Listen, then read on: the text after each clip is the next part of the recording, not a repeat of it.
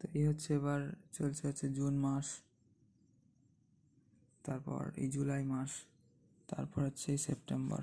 রথযাত্রার পরে সেপ্টেম্বর পড়বে, এবং সেপ্টেম্বরের আমরা আবার গিয়েছিলাম ওই রকমই একই 14 তারিখ। 14 থেকে 17 বলছিলাম না, যেমনটি অনেকবারই ঘোরা হয়েছে। এটা হচ্ছে জুলাই চলছে এখনও। তারপরে এই যে এখানে সেপ্টেম্বর, জুলাই, আগস্টে, এখন আগস্ট চলছে, তারপর হচ্ছে সেপ্টেম্বর।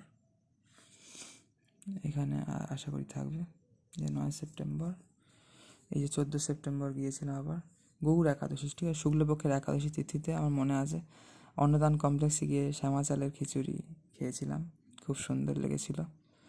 পার্শ্ব একাদশীর উপবাস ছিল আগামীকাল। বামন দেবের আবির্ভাব তিথি উপলক্ষে আজ দুপুর পর্যন্ত উপবাস। তারপরের দিনই ছিল বামন দেবের আবির্ভাব তিথি, এবং জীব গোস্বামীরও, মানে 15ই সেপ্টেম্বর।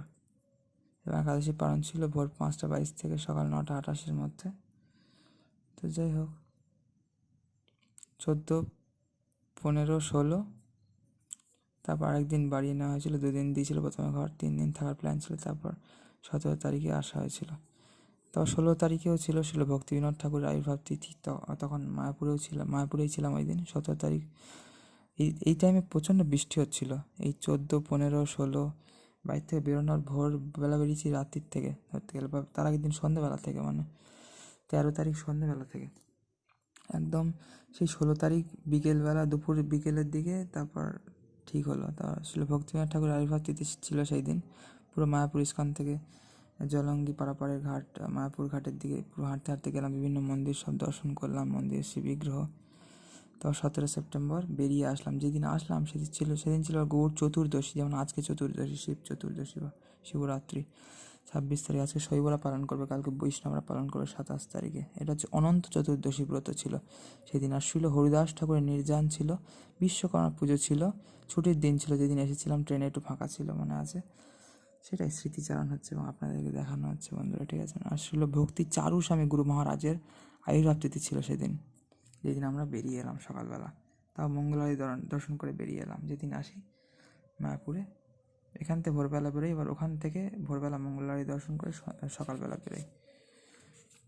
তারপর সেপ্টেম্বরের পরে আমরা অক্টোবরে ভ্রমণ করেছিলাম। অক্টোবরের 10 তারিখে গিয়েছিলাম, সপ্তমীর দিন, এবং আপনাদেরকে দেখিয়েওছিলাম মায়াপুরের ওই মায়াপুর ঘাটের ওখানে, নবদ্বীপ হুলোর ঘাট, মানে স্বরূপগঞ্জ হুলোর ঘাট থেকে মায়াপুর ঘাটের দিকে ওখানে যে প্রতিমা ছিল, ওই দিনই আপলোড করেছিলাম দুপুরবেলা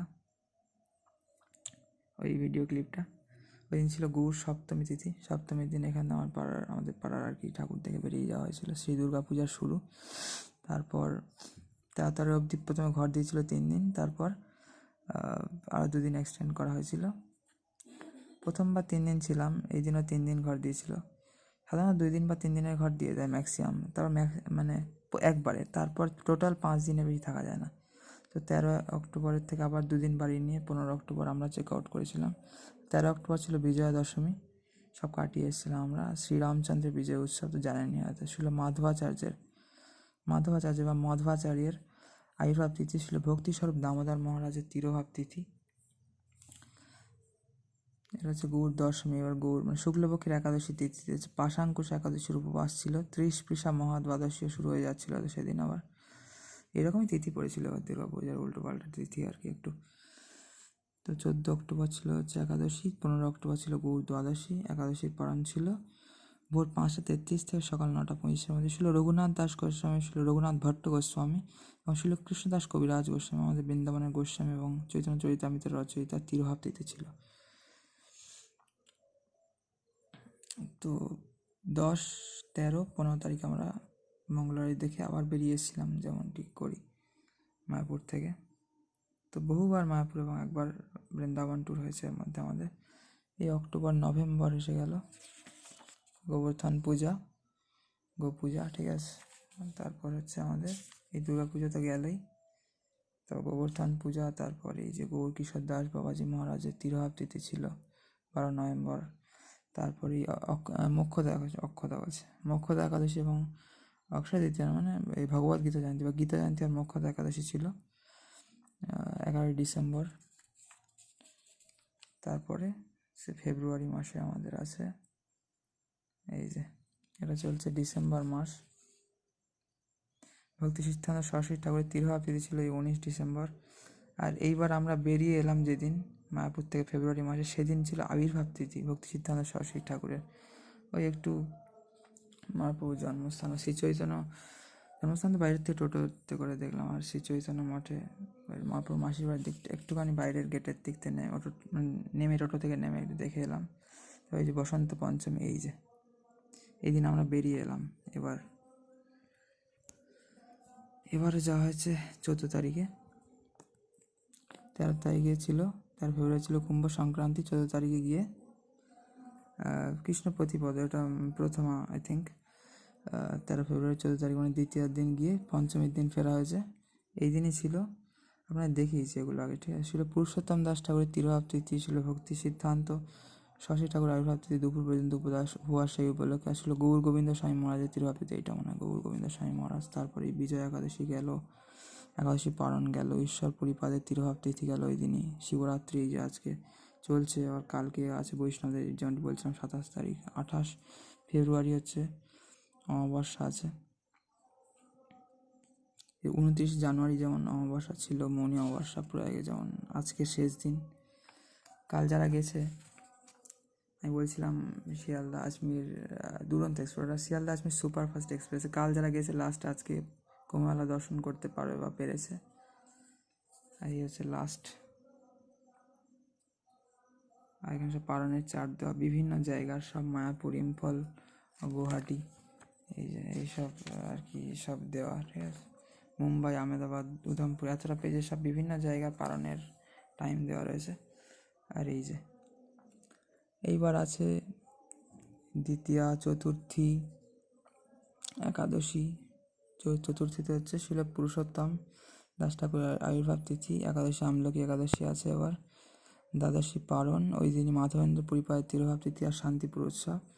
তারপরের দিনে হচ্ছে এই যে 14 মার্চ। 14 তারিখে আমরা গিয়েছিলাম, সেখান থেকে 1 মাস মায়াপুরের যে কোনো ঘরের ভাড়া একটু বেশি ছিল আমাদের। 100 টাকার ঘর যেমন 150 টাকা ছিল, ওইখানে 10 জনের ঘর 300 টাকা, যেমন 400 টাকা ছিল। তো চৈতন্য ভবনে 450 টাকার মিনিমাম ঘর, সেটা মানে 500 ছিল। যাই হোক 50-100 টাকা করে বেড়ে গিয়েছে অন্তত। আর আমাদের তো 100 টাকার ঘর যেহেতু 50% বেড়ে গিয়েছিল হিসাব মতো। তো শ্রীকৃষ্ণের দোলযাত্রা, শ্রী গৌরাঙ্গ মহাপ্রভু আবির্ভাব তিথি, মহামহোৎসব, চন্দ্র উদয় পর্যন্ত উপবাস সেই উপলক্ষে। তো এই নবদ্বীপ পরিক্রমা হচ্ছে, হতে পারবে হবে। তারপর হচ্ছে এই দিন শেষ হয় গৌর পূর্ণিমার দিন। যে জয় শ্রী গৌরাঙ্গ মহাপ্রভু, জয় জয় গৌর নিতাই, নিতাই গৌর সীতানাথ প্রেমানন্দে হরি হরি বল। এই যে জগন্নাথ দাস বাবাজি মহারাজের তিরোভাব তিথি, ঠিক আছে, 1 মার্চ, যেটা খুবই সামনে আমাদের। তো এই যে সেই উপলক্ষে আপনারা উপবাসও করতে পারেন, অন্তত দুপুর পর্যন্ত করে, যেমন বৈষ্ণব মহাজনদের আবির্ভাব তিরোভাব উপলক্ষে বিশেষ করে, ঠিক আছে। টোটাল বন্ধুরা আমাদের সব তথ্য, ঠিক আছে। টোটাল আমি যে ঘুরেছি 2024 সাল থেকে তীর্থ ভ্রমণ করছি, বিশেষ করে মায়াপুর, আর একবার বৃন্দাবন যাওয়া হয়েছে। এবার আরও নতুন নতুন জায়গায় যাওয়ার চেষ্টা করবো। পুরীধামে যাওয়ার প্ল্যান ছিল আগের বছর, বাট হয়নি। এবার দেখা যাক ওদের কী হয়। বন্ধুরা সবাইকে হরে কৃষ্ণ, রাধে রাধে, নিতাই গৌর সীতানাথ প্রেমানন্দে হরি হরি বল। ওম নমঃ শিবায়, হর হর মহাদেব, জয় শ্রীরাম মিত্র। সবাই খুব ভালো থাকবেন। যতদিন না নতুন ভিডিও আসছে, ততক্ষণ না আসছে, ঠিক আছে। সবাইকে হরে কৃষ্ণ, রাধে রাধে, হরে কৃষ্ণ।